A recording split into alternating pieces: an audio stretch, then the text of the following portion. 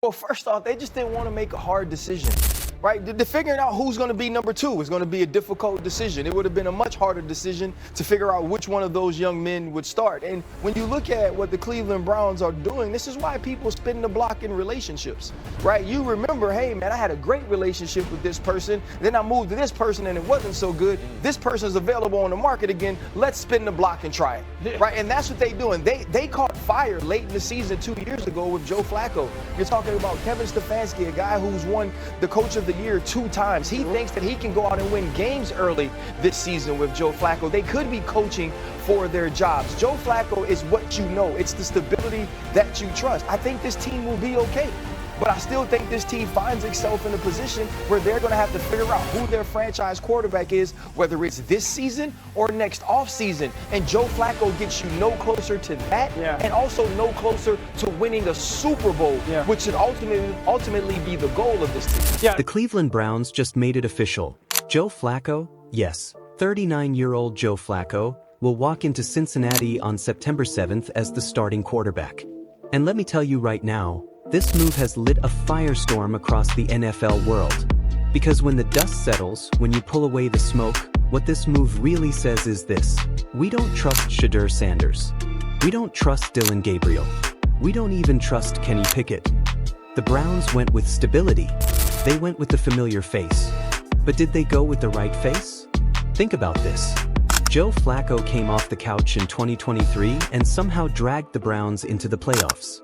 He went 4-1 in that late season stretch, leading the entire NFL in passing yards and passing touchdowns during that run.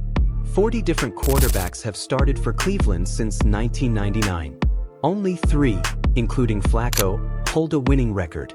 That's the resume. That's the security blanket. But let's be honest, this is not about winning week 1.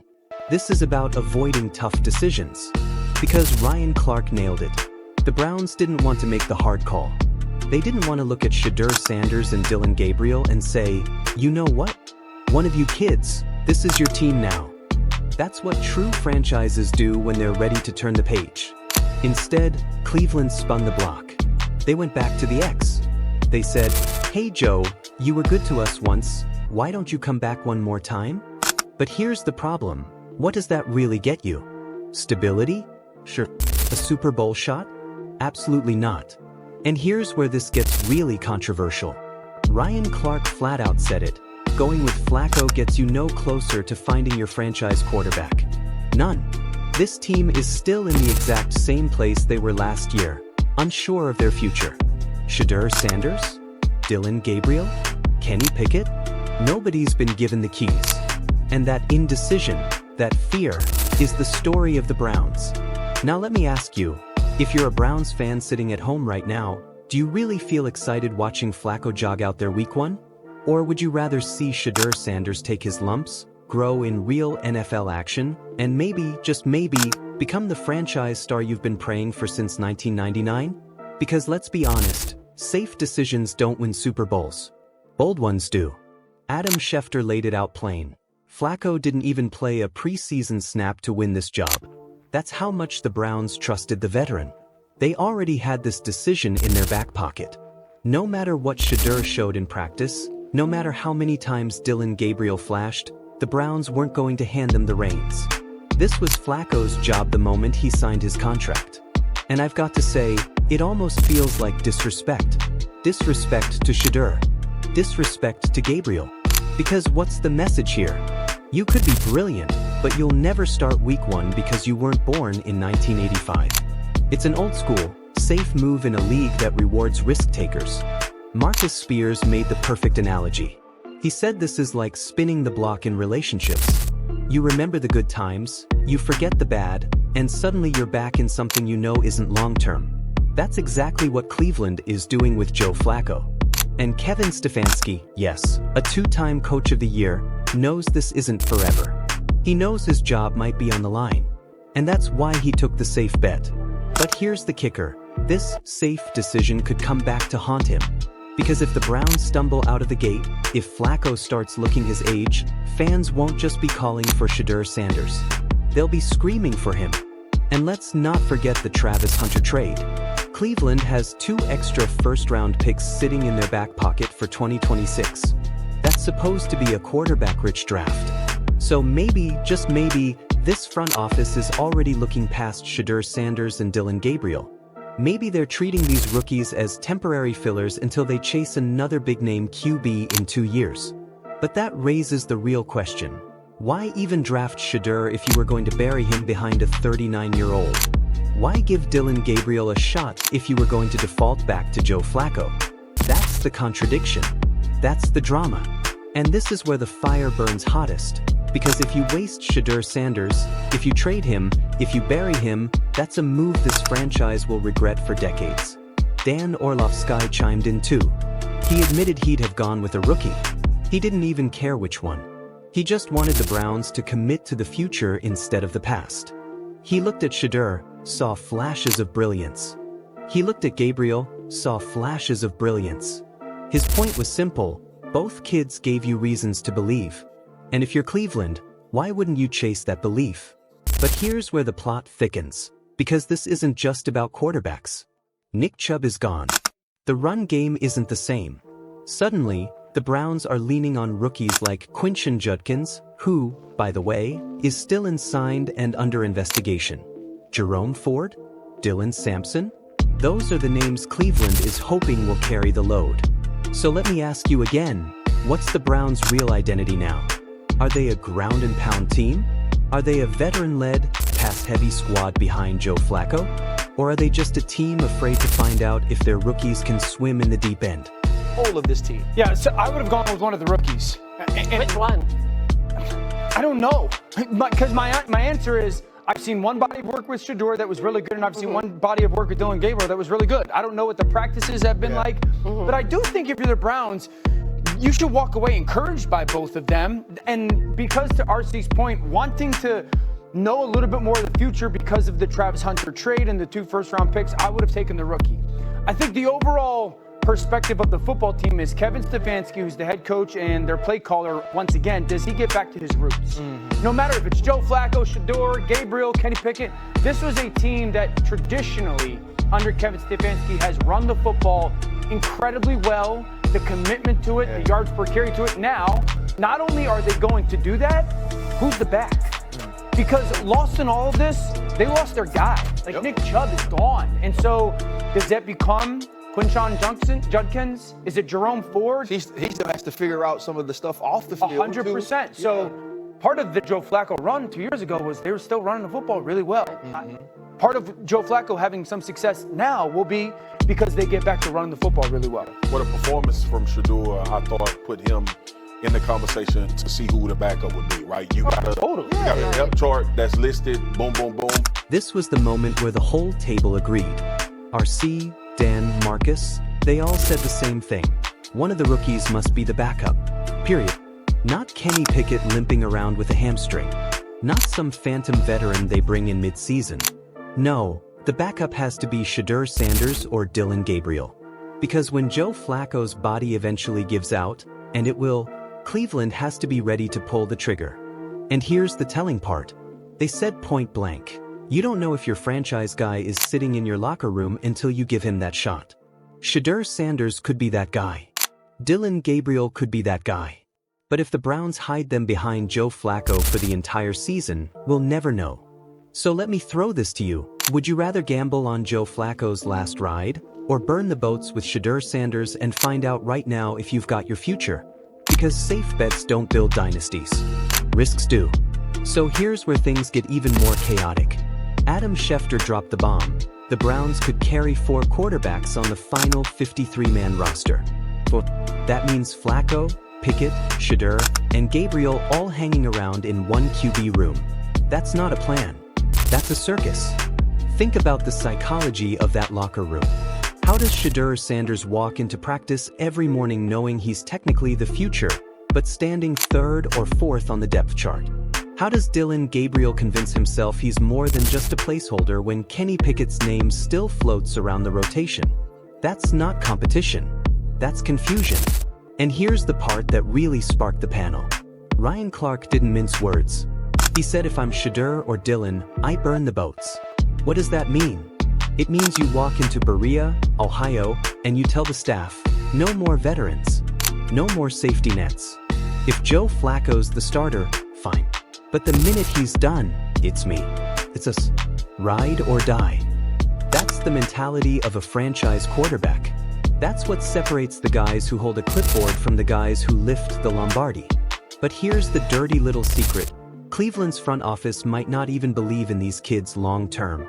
They've got those double first-rounders in 2026. They've got their eyes on the next can't-miss prospect. And if that's the case, what are Shedeur Sanders and Dylan Gabriel to them? Trade chips. Assets. Names on paper to keep the fans curious until the next big draft comes along. If you're Shedeur Sanders' camp, his family, his father Dion, his agents, do you even want him sitting behind Joe Flacco for a year? Or do you demand a trade to a franchise that will let him play now? Because if Cleveland won't let Shedeur shine, someone else will. And that's where this story gets explosive. Now, let's not forget the running back situation, because this matters. Nick Chubb is gone. Period. That era's over. And what do they have left? Quinshon Judkins, who can't even sign his rookie deal because of legal investigations. Jerome Ford, who's talented but unproven. Dylan Sampson, another rookie who's suddenly staring down a massive workload. What does that mean? It means whoever plays quarterback, whether it's Flacco, Shedeur, or Gabriel, won't have the luxury of leaning on a dominant run game the way Flacco did in 2023. That cushion is gone. The Browns are asking their quarterback to carry the load. And let's be real, does anybody believe Joe Flacco can carry a season at 39 years old? That's why Dan Orlovsky was practically begging the team to hand the ball to a rookie quarterback. He knows that if you're not winning a Super Bowl with Flacco, and let's face it, you're not, then at least find out if Shedeur can grow into the guy who one day will. But instead, Cleveland doubled down on their safety net. And that safety net could strangle their future. Because here's the truth, fear keeps you average. Faith builds legends. And right now, the Browns are choosing fear. And then came the wildest speculation of all. Adam Schefter threw out the possibility of trades. Maybe Kenny Pickett ends up in Dallas. Maybe, just maybe, one of the rookies gets calls from quarterback-needy teams. Let me say that again, NFL insiders are already floating the idea that someone could trade for Shedeur Sanders before he even plays a snap in Cleveland. Can you imagine that? A rookie quarterback, drafted with promise, packaged and shipped out before he even touches the field. That would be the ultimate indictment of this Browns regime. That would scream to the football world, we never believed in Shedeur Sanders from the start. And if that happens, if Shedeur gets traded, you can guarantee the narrative will flip instantly. Because the team that lands him will build him up. They'll market him. They'll play him. And Cleveland will be left as the franchise that blinked. If you're running the Browns, do you take the call and trade Shedeur while his value is sky high? Or do you ride out the storm and finally see what you've got? Now, while all this was blowing up around Cleveland, NFL Live pivoted to Los Angeles, where Matthew Stafford stepped back on the practice field. And this story, believe it or not, ties right back to Cleveland.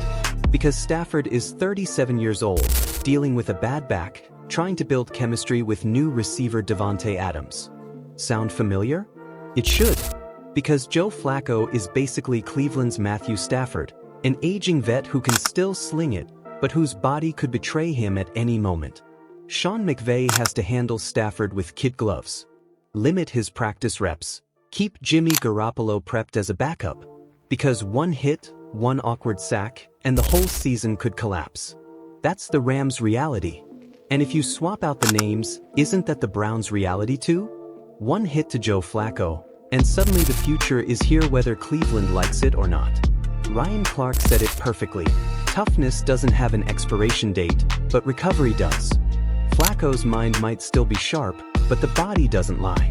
So what happens when the recovery takes too long? What happens when the aches don't fade by Wednesday? That's when the Browns will need Shedeur Sanders or Dylan Gabriel to be ready. And the question is, will they be? Or will they be so underused, so undervalued, that when the spotlight finally hits, they stumble? That's the risk of burying rookies. That's the risk of chasing safety instead of growth. Because at some point, the future always arrives. The only question is whether you're ready for it or whether it steamrolls you. And so here we are. The Cleveland Browns, a team with a coach under pressure, a fan base desperate for hope, and a quarterback room more crowded than a subway at rush hour. They've got Joe Flacco, the veteran safety net. They've got Kenny Pickett, the injured question mark. They've got Dylan Gabriel, the overlooked gunslinger. And they've got Shedeur Sanders, the most polarizing name of them all, the one fans either demand to see or insist should be traded. This is not stability. This is chaos. And chaos, my friends, is the Browns brand.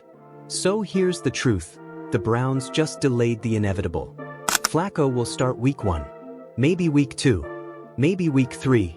But eventually, whether through injury, age, or performance, he'll step aside. And when he does, Cleveland has to decide, do we finally let Shedeur Sanders take the wheel? Or do we waste another year pretending safety nets win championships? So let me leave you with this. If Shedeur Sanders doesn't start by mid-season, do you believe he'll ever start for Cleveland? Or will another franchise swoop in and unleash the star Cleveland was too afraid to trust?